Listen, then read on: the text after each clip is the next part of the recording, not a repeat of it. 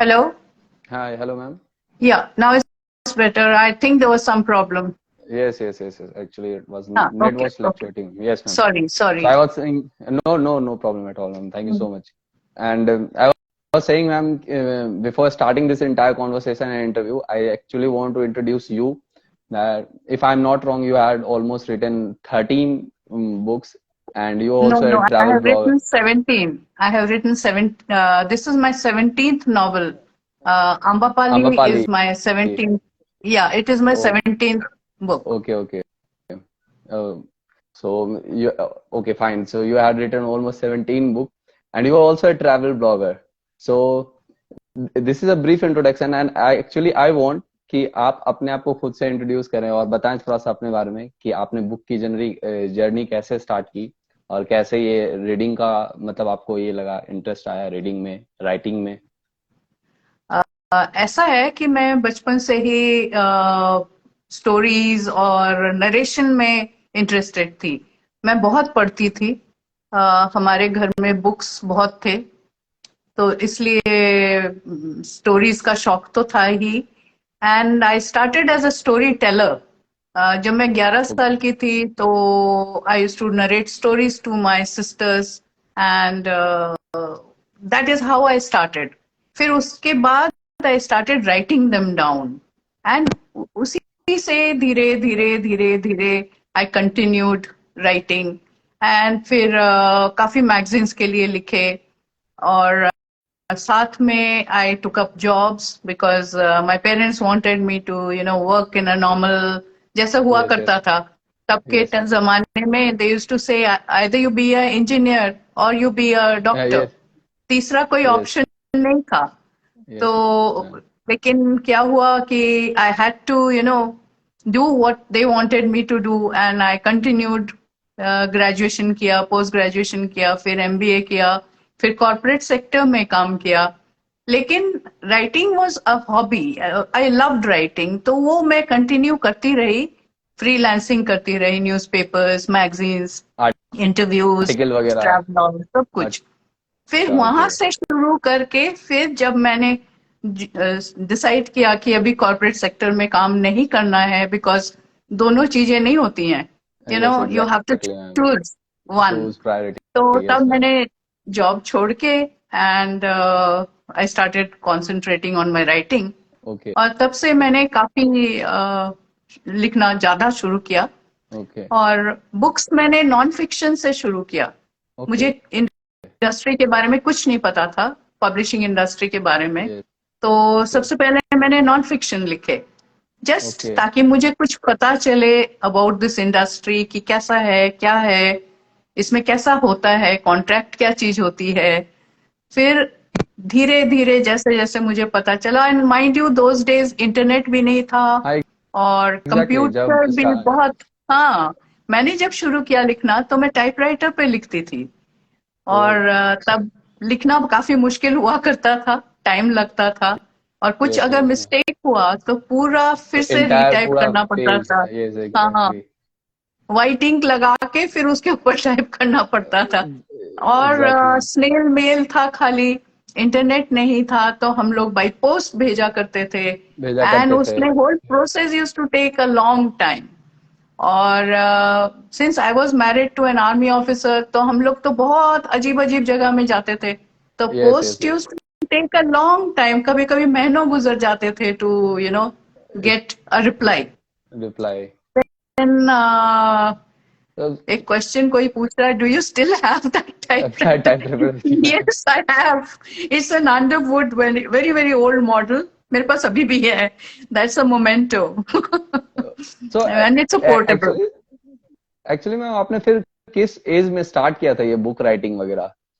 जैसा बुक आपने राइटिंग. बताया कि आप हाँ बुक राइटिंग मतलब जैसा आपने बताया कि स्टोरी टेलिंग का आपको बचपन से शौक था, आपने फिर आर्टिकल वगैरह भी लिखा, उसके बाद आप कॉर्पोरेट सेक्टर में आए, फिर आपने एक बुक राइटिंग स्टार्ट किया. तो हाँ. बुक राइटिंग का जो ये था वो आपने किस एज में स्टार्ट किया. मैंने काफी देर से शुरू किया, और तब जो कंप्यूटर हुआ करता था वो वर्ड स्टार 4 था, the oh earliest kind of computer. जिसमें कि आपको ओके। डॉस कमांड यूज करने पड़ते थे। तो वो अच्छा। भी बहुत अच्छी। हाँ, उसमें भी बहुत इजी नहीं था लिखना, क्योंकि हजार यस वो yes I DOS understand. Commands होते थे। कितने फाइल तो गुम जाते थे, कितने गायब हो जाते थे, फिर से करना पड़ता था। तो आज तो बहुत इजी है। आज का जो कंप्यूटर है, I think it's a blessing. बहुत काम कर सकते हैं लोग, बहुत फास्ट कर सकते हैं, बहुत कुछ इम्प्रूवमेंट्स कर सकते हैं अपने काम में। एग्जैक्टली। दोज डेज इट हाँ वाज वेरी डिफिकल्ट। हाँ। तो तब मैंने शुरुआत की थी। एग्जैक्टली और मैम। पूरा प्रिंट आउट लेना पड़ता था 300-400 पेज का बुक के लिए, और वो भेजना पड़ता था बाय पोस्ट, हार्ड कॉपीज। अब तो तो अब तो इतना ज्यादा मेल, अब तो मेल के थ्रू हो जाती है सारी चीजें कि आप एक बार में अभी तो राइट किए बहुत सारा इजी चीजें भेज। हो गया, बहुत इजी हो गया है। आई थिंक आप लोगों की जनरेशन इज वेरी ब्लेस्ड कि science and technology has made so much advancement कि life has become much easier and quicker, yes ma'am. Faster. काम ज्यादा, प्रोडक्शन भी होता है, और बहुत इजी हो गया है। Yes ma'am. Yes ma'am. So मतलब मैं एक एक मतलब और भी कई सारे ऑथरों का मैंने इंटरव्यू सुना था, उनका भी यही कहना था कि ये कॉर्पोरेट सेक्टर या कोई भी अदर जॉब के साथ ये जो राइटिंग स्किल्स है ये साथ में कैरी नहीं हो पाती है। So it become very difficult to manage these both things. तो आपको भी एक टाइम पे ऐसा लगा होगा जहां आपको ऐसा लगा होगा कि नहीं मैं कॉर्पोरेट में रहूं, क्योंकि आपके सामने एक मतलब एक वेल स्ट्रक्चर्ड जॉब होगा जहां से आपको अर्निंग आ रही होगी, और आपके आपने ये डिसाइड किया कि नहीं मैं उस जॉब को छोड़ के अब मैं ऑथर में मतलब मुझे ये अपने पैशन को फॉलो करना चाहिए। सो ये जो जर्नी था, ये जो डिसीजन था मैम, इसके बारे में कुछ बताइए मैम कि आपने ये कैसे इम्पैक्टफुल डिसीजन लिया कि नहीं मुझे मतलब कॉन्फिडेंट कहाँ से आया कि हाँ मुझे ये चीज जॉब सेक्टर को छोड़ना चाहिए और मुझे अपने पैशन के थ्रू जाना चाहिए आगे। ऐसा है कि मैं लार्सन टुब्रो में एचआर में काम करती थी, ओके। क्योंकि मेरा स्पेशलाइजेशन एचआर में था। तो ओके। एचआर में पब्लिक के एम्प्लॉयज के साथ डीलिंग रहती है। यस तो यस मैम। काफी सारा साइकोलॉजी आपको जानना आपको चाहिए उसका। ये कैसे एग्जैक्टली हाँ डील यस मैम। करना है ह्यूमन बीइंग्स के साथ, उनका क्या मेंटल कंडीशन है, क्या उनकी प्रोसेस है। वो अगर आप समझते हो तो काफी कुछ सक्सेसफुली डील कर सकते हो। यस यस स्पेशली यूनियन के साथ जब डील करना होता है या कुछ।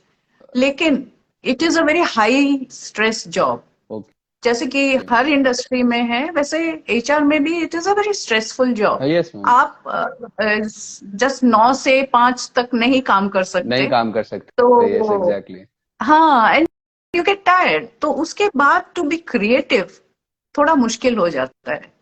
आप छोटा यस मोटा मैम। लिख सकते हो, छोटा आर्टिकल लिख लिया, कुछ एक ट्रैवल का आर्टिकल लिख लिया, लेकिन बुक्स लिखना थोड़ा मुश्किल है। तो थोड़ा सा मुश्किल है, और राइटिंग के हाँ, लिए भी एक्चुअली माइंड थोड़ा सा काम होना चाहिए, थोड़ा सा हाँ, साइलेंट जोन में होना बिल्कुल, चाहिए। बिल्कुल। तो इसलिए तो मेरे को लगा कि if I want to really write, तो मुझे ओके। जॉब छोड़नी पड़ेगी। और आप किस्मत बोलो या what ever, God showed me the path. मेरी शादी एक आर्मी ऑफिसर से हो गई। तो मेरे को चूज करना ही पड़ेगा कि मैं उसके साथ हर जगह जाऊं, अपना नौकरी छोड़कर, या फिर I continue the job and live in new Delhi. तो because I okay. Was in Delhi that हाँ टाइम। यस। तो इसलिए यस यस मुझे मैम। लगा कि नो, लाइफ इज, माने जिंदगी एक ही बार जीता है कोई। तो आपकी जो सही चॉइस है बात है। वो बहुत इंपॉर्टेंट है।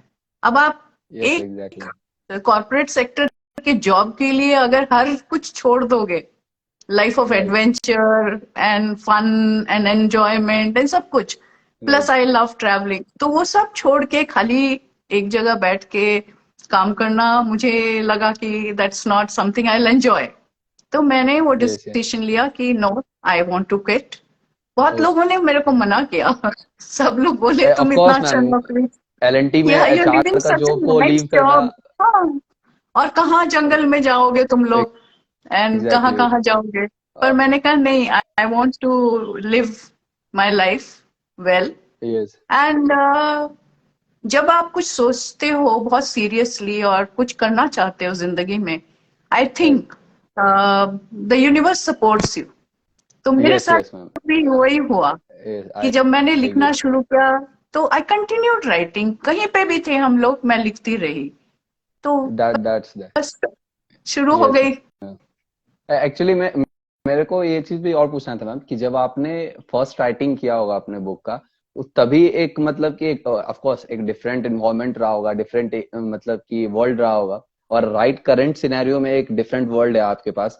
तो ये जो स्टोरीज पिकअप होती है, जो कोई भी स्टोरी होती है, चाहे स्टोरी का फ्रेमिंग होता है, चाहे कैरेक्टर डिजाइनिंग होता है, चाहे उसको क्लाइमेक्स ऑफ स्टोरी की कैसे हम इसको बिल्ड करें और कैसे खत्म करना है, हाँ ये उस टाइम और इस टाइम में भी बहुत ज्यादा चेंजेस आया होगा। बिल्कुल, स्टार्टिंग में चेंज तो तो काफी आएगा। ज्यादा प्रॉब्लम आया होगा मैम, क्योंकि एज ए बुक लवर मुझे भी लगता है कि मेरे पास भी स्टोरीज बहुत ज्यादा है, बट लिखने बैठते हैं तो फिर वो फ्लक्चुएट होने लगता है चीजें, कि कहाँ किसको ऐड करें, कहाँ से इस पूरे स्टोरी से किस चीज को हटाएं, किस चीज को उसमें ऐड करें। सो इस जो स्टोरी फ्रेमिंग है मैम, कि एक नया ऑथर कैसे किसी बुक को लिख सकता है, इस बारे में थोड़ा सा बताइए मैम।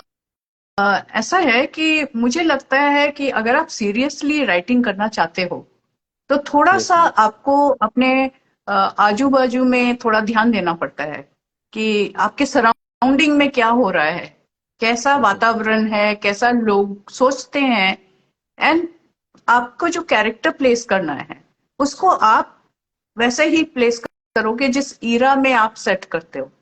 अगर तो आप हाँ। हिस्टोरिकल में सेट करते हो तो नेचुरली आप हिस्टोरिकल ईरा का एक इमेजिनेशन करेंगे और आप उसके हिसाब से कैरेक्टर के डायलॉग्स लिखेंगे यस मैम। एंड सेटिंग करेंगे।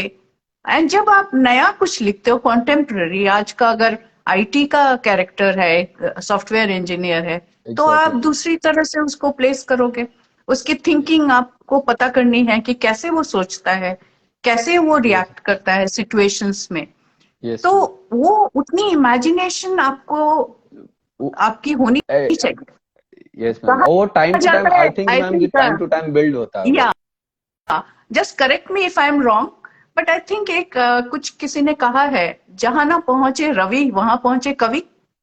Yes yes ma'am, yes exactly. हाँ, तो हाँ। वही है, राइटर्स भी वहीं पहुंच जाते हैं जहां मीन्स और कोई नहीं पहुंच रोशनी। सकता।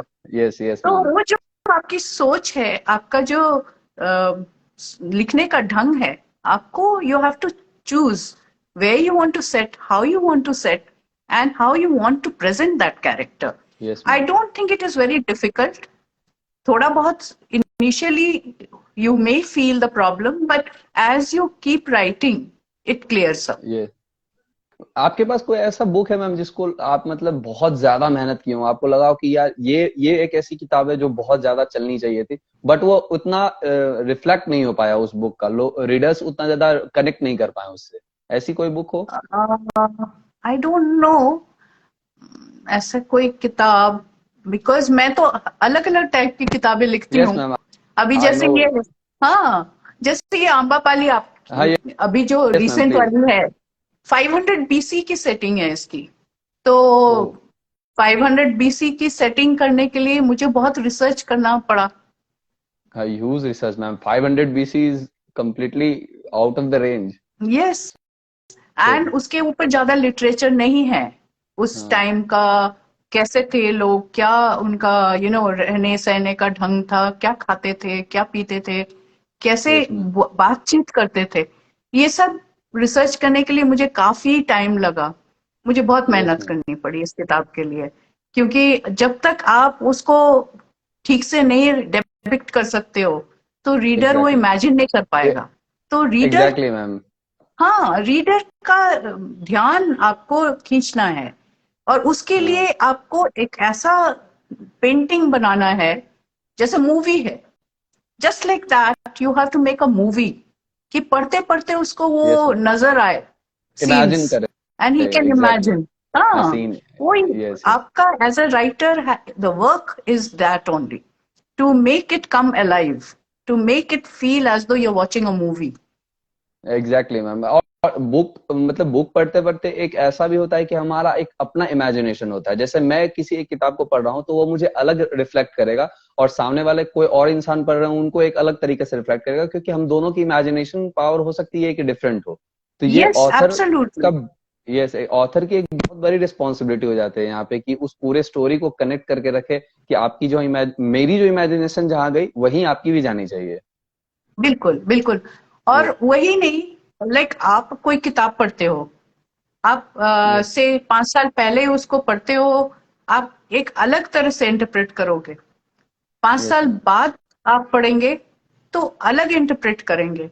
तो जैसे जैसे आपकी मेच्योरिटी लेवल बढ़ती है, लाइफ के एक्सपीरियंसेस आपको आते हैं, आपके इंटरप्रिटेशंस डिफरेंट हो जाते हैं। सेम बुक, डिफरेंट हो सेम जाते हैं। राइटर, सेम हाँ टॉपिक, हाँ, यस लेकिन यस आपकी जो मैम। ग्रोथ है, आपकी यस ग्रोथ मैम, के उस ग्रोथ अकॉर्डिंगली के आप कारण उसको मैम। पढ़ेंगे। हाँ। Yes ma'am, yes and there ma'am. Lies the beauty of literature, हाँ, कि यस कभी वो पुराना नहीं होता। 10 साल बाद भी आप एक किताब पढ़ो, अगर अच्छी किताब है, you will enjoy it the same way. ऐसा कोई एग्जैक्टली जरूरी मैम। नहीं है कि it has to be fresh book. Fresh book. So एक स्टोरी रीडिंग का मैम और स्टोरी के राइटिंग का एक मतलब मैंने एक इंटरव्यू में सुना था, अमीश त्रिपाठी कह रहे थे कि जब उन्होंने अपनी पहली बुक लिखी थी तो उससे पहले वो नास्तिक वगैरह थे, और जब उन्होंने उस बुक में जब बुक लिखना स्टार्ट किया तो ड्यूरिंग दिस प्रोसेस वो मतलब कि आस्तिक हो गए। वो उन्होंने उनको गॉड में फेथ आ गया। सो क्या राइटिंग सच में इतना ज्यादा इम्पैक्टफुल हो सकता है किसी के लाइफ में कि जो कंप्लीटली परसेप्शन बदल दे एब्सोल्युटली, लाइफ का? बिल्कुल बिल्कुल बदलता है। जैसे supposing I am writing something, okay. तो जिस मैं ईरा के बारे में लिखती हूँ, मेरा दिमाग उसी ईरा के हिसाब से चलता है। Yes ma'am. Means I am like, जितना टाइम मैं लिखने में लगाती हूँ, during that time I am living in that era. मुझे हर कुछ ऐसे जैसे उस ईरा का ट्रांसफर हो जाता है, लाइक दिमाग में, यस मैम। कि यस ऐसा करते यस मैम। होंगे वो लोग, इस हाँ हाँ हाँ। सिचुएशन में वो ऐसा करते होंगे। तो it is very very effective. And when you are getting affected, तो आपकी राइटिंग में भी वो शो करता है कि आप यस यस मैम। सचमुच ही उतना डेप्थ में उतर गए हो उस कैरेक्टर में, कि आप उसी की जिंदगी जी रहे हो। So that is very exactly ma'am. Important. So आप मतलब आपको क्या मतलब इंडिया में ऐसा लगता है मैम कि इंडिया में ऐसे मतलब मोस्टली यंग जनरेशन कि इंडिया में ऐसे डीप इंटेंस स्टोरी पढ़ने वाले लोग हैं, या उनको आज भी एक कंटेम्प्रेरी स्टोरी चाहिए जो मॉडर्न एरा को रिप्रेजेंट करती हो, या ऐसा कोई आपको लगता है कि ऐसे यूथ है इंडिया में जो डीप इंटेंस स्टोरी को भी आज भी पढ़ना पसंद करते होंगे? आई थिंक है, तभी किताबें ओके। चलती हैं। हाँ, हाँ, yes may be ma'am, of course. May be ऐसा है कि द स्पैन ऑफ इंटरेस्ट थोड़ा रिड्यूस हो गया है। पहले जैसे हम लोग बहुत मोटी मोटी किताबें पढ़ लेते थे। यस अभी ma'am. People like it, fast moving yes. And quick. तो बट 15 सेकेंड पढ़ने रीड वाले अभी टाइम, भी अप्रिशिएट जल्दी से करते हैं, जल्दी अच्छी सारे किताबें अभी भी अप्रिशिएट होती हैं। मैं I am a voracious reader, मैं बहुत पढ़ती हूँ। एंड मेरे को तो बिना बुक के चैन ही नहीं आता। Means I love reading and I like to read good books. तो वो यस जो यस। शॉर्ट टर्म वाली बुक्स हैं, वो शॉर्ट टर्म ही उसकी इफेक्टिविटी रहती है। और जो अच्छी यस किताबें होती हैं, वो दे आर लाइफलेस। माने sorry, yes ma'am. Forever. They are forever. They don't have a short span कि इतनी ही लाइफ है उसका। उसका इट इज फॉरएवर। आपकी अब आप पुरानी आपकी किताबें पढ़ो। Yes ma'am. आपकी फेवरेट कोई बुक मैम जो मतलब आप आज भी उसको पढ़ना पसंद करती हो? बिल्कुल, क्लासिक्स, जितनी भी क्लासिक्स हैं, चार्ल्स डिकेंस है, ओ ओके। हेनरी की स्टोरीज हाँ हैं, हाँ, यस वो साकी की स्टोरीज हैं, वो तो कभी भी पुरानी नहीं होंगी। Yes exactly ma'am. वो वो हमेशा हमेशा you will enjoy. And yes वैसे ही मेरा favourite, one of my favourite writers is PG Woodhouse, जिसको मिस अगर मुझे थोड़ा सा लग रहा है थोड़ा डिप्रेशन या कुछ, उसको पढ़ो तो मुझे बिल्कुल से डिप्रेशन चला जाता है। You know So someone yes is ma'am. saying book lovers are yes still out there. Thank you. Book lovers should be there for writers to survive. Yes yes yes of course ma'am.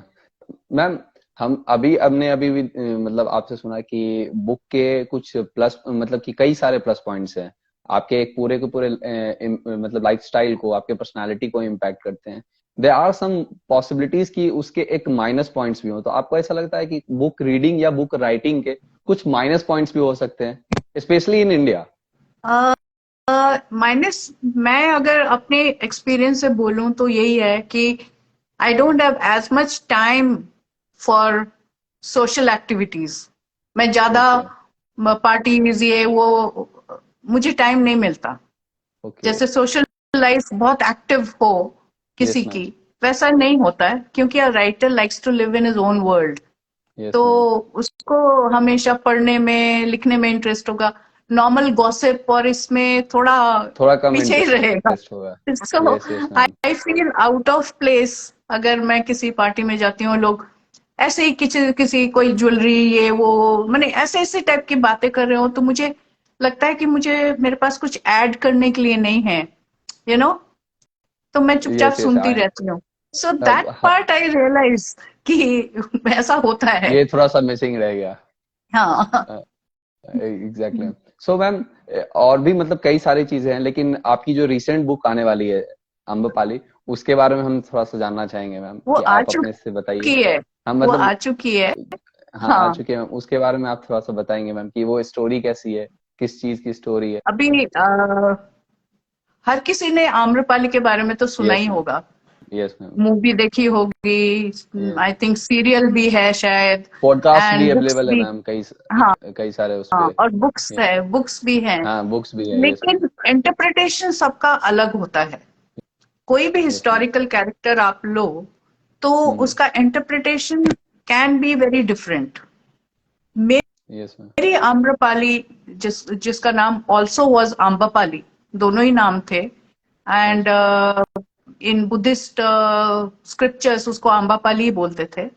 उसका okay. जो मेरे मेरी कल्पना में आम्रपाली है, she is very different in the sense कि she is exploited by the nobles and the kings, but she overcomes those exploitative things. She becomes strong, and she lives life according to her terms. And उसकी सबसे बड़ी बात है कि she is a very big patriot. जब the emperor of Magadha comes and she falls in love with him, he comes incognito yes में, yes.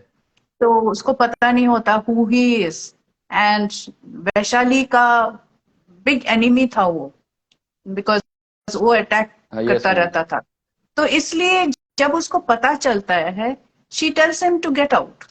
दो ही सेज कि मैं तुमको महारानी बना के मैं लेके जाऊंगा, and he was a very powerful emperor, and yes. Magadha was very flourishing kingdom at that time.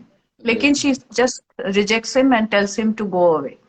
And then she was one of the richest women of her times and the most beautiful.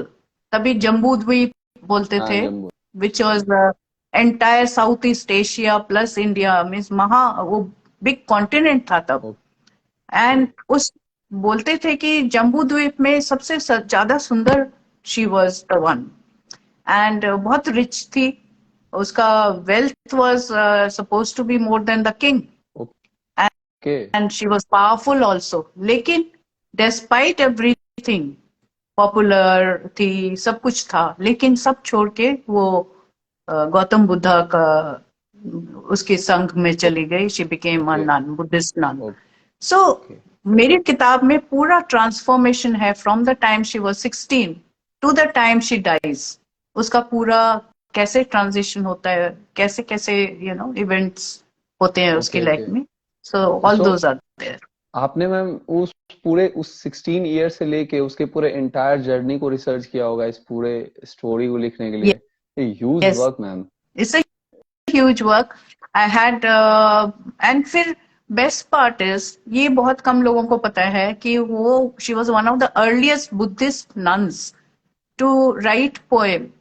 And oh. उसकी जो थेरी गाथा बोलते हैं, जो Buddhist nuns का वो तभी के जमाने में ओरल होता था, कुछ भी लिखा नहीं जाता था। तो जैसे हमारे सारे शास्त्र वगैरह भी बहुत कुछ ओरल था, जैसे पंडित लोग बोलते थे, सब लोग रिपीट कर करके जनरेशन पे एग्जैक्टली। जनरेशन वो आगे एग्जैक्टली। जाता था। रिटन वर्ड तो काफी बाद में आया। तो उसका जो थेरी गाथा था वो ओरल था। एंड फिर बाद में सम बुद्धिस्ट इसको एक्सपर्ट्स, राइट किए। हाँ, प्राकृत में, प्राकृत वॉज अ लैंग्वेज, प्राकृत में लिखा उन्होंने। एंड वो जो थेरिगाता के वर्सेस हैं, I wanted to get the translation in English. उसके लिए मुझे बहुत बहुत ही स्ट्रगल करना पड़ा, ऑफ क्योंकि कोर्स मैम, मेरे को, अंडरस्टैंड कि कितना ज्यादा मुश्किल रहा होगा उसको पूरा उसको क्योंकि आई रिसर्च हैड करके टू कलेक्ट फाइंड करना, कि कलेक्ट किस, करने के हाँ, बाद वो सारा को। नहीं, there are scholars, Buddhist scholars जिन्होंने ट्रांसलेट किया है। फिर I okay contacted them, okay 3-4 Buddhist scholars है different universities around the world. फिर I contacted okay couple of them, then I asked for permission to reproduce. तो finally एक मार्गो करके है, मार्गो मैकलॉफ्लिन, शी इज अ बुद्धिस्ट, उसकी एक्सपर्ट है स्क्रिप्चर्स की। She gave me the this thing permission, and मैंने उसको, उसका वर्सेस काफी सारा डाला है मेरी किताब में। Okay okay. Hello, I am audible? आपका ब्रेक हो रहा है ma'am. I can hear you. Okay okay ma'am. So thank you. I think मुझे लग रहा है मैम कि काफी टाइम आपका ले चुके हैं हम। सो अगर आपके पास कुछ ऐसा इंटरेस्टिंग स्टोरी है बताने के लिए, तो मैं जरूर चाहूंगा सुनना मैम, क्योंकि मैंने आपको एक बोला था कि अगर आपके पास कोई ऐसा इंटरेस्टिंग स्टोरी है आपके अवार्ड को लेके, आपके बुक को लेके, जो आप शेयर करना चाहते हैं मैम, तो I would love to hear. तो मैं बताती हूँ मेरी अगली किताब के बारे में। Yes ma'am please. वो फ्रीडम स्ट्रगल की बैकग्राउंड पे है, हमारे कंट्री की। एंड वो बहुत लंबे पीरियड के लिए है, like you know, it starts in the 1920s, 1926 24 पे स्टार्ट होती है वो किताब, एंड उसके बाद चलती है टिल 1980। सो अबाउट 60 इयर्स की मेरे को रिसर्च करनी पड़ी कि दुनिया में क्या हो रहा था, इंडिया में क्या हो रहा था, फ्रीडम स्ट्रगल में क्या हो रहा था। और उसके 3 कैरेक्टर्स हैं। एक एक रेवोल्यूशनरी है जो फ्रीडम फाइट कर रहा था, एक ओके एंग्लो इंडियन है, और एक ब्रिटिश महिला है। So okay these are the 3 main characters, and the story, it comes through their viewpoint, all the 3. So okay it's a okay very ma'am. interesting story, so India का भी and एक अपना perception होगा। Yes yes. yes, हर किसी का। मैं guess And कर पा रहा हूँ most मैम कि इंडिया interesting, का भी एक अपना परसेप्शन होगा, एंग्लो इंडियन का भी अपना परसेप्शन होगा, और एक ब्रिटिश वुमेन का भी एक अपना परसेप्शन होगा पूरे बिल्कुल एंटायर इस जर्नी को बिल्कुल। लेके।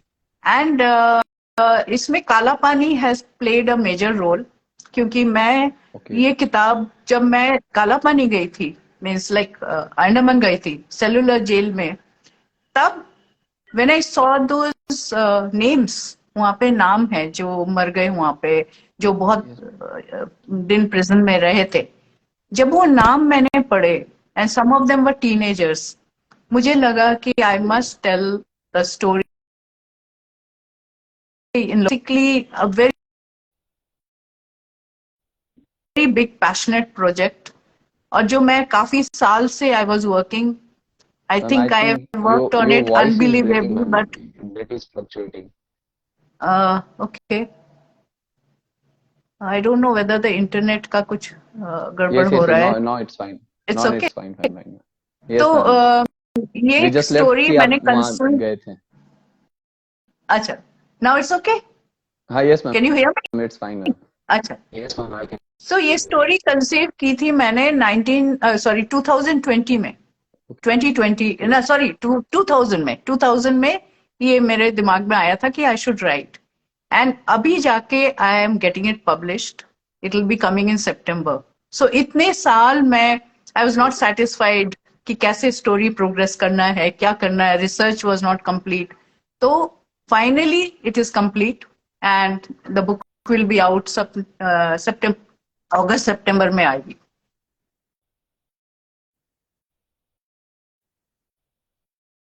Can you hear me? Hello, okay okay. So आप सुनाई दे रहा है? वो जो जेल गए थे वो सिर्फ बुक के पर्पस के लिए गए थे? ना ना ना, बुक के लिए नहीं गई थी मैं, ऐसे ही ओके घूमने गई थी। Okay okay but okay fine fine. But I found a story there, okay a very strong story, तो मैंने सोचा कि लिखना चाहिए ये। Okay okay. तो इट्स ग्रेट मैम कि इतनी मतलब एक फ्रीडम फाइटर और ये आजादी वगैरह पे, इंडिपेंडेंस वगैरह पे और भी कई सारे बुक्स लिखे गए हैं मैम. सो ये भी एक बुक आएगा तो हम लोगों को जानने का, ये समझने का एक डिफरेंट परसेप्शन से मिलेगा, क्योंकि यहाँ पे 3 स्टोरी है मैम. एक इंडिया है, एक इंडियन एग्लो है और एक ब्रिटिश का एक अपना परसेप्शन होगा. सो लुकिंग फॉरवर्ड कि आपका बुक जल्द से जल्द आएगा. Thank you, thank you. Thank thank you ma'am. Thank you so much ma'am. Thank you so much. Thank you, and I want to thank all the people who joined and listened to us. Thank you very much, and wish you all thank the best. Thank Thank you you. So much Bye-bye. Ma'am. Bye. Bye.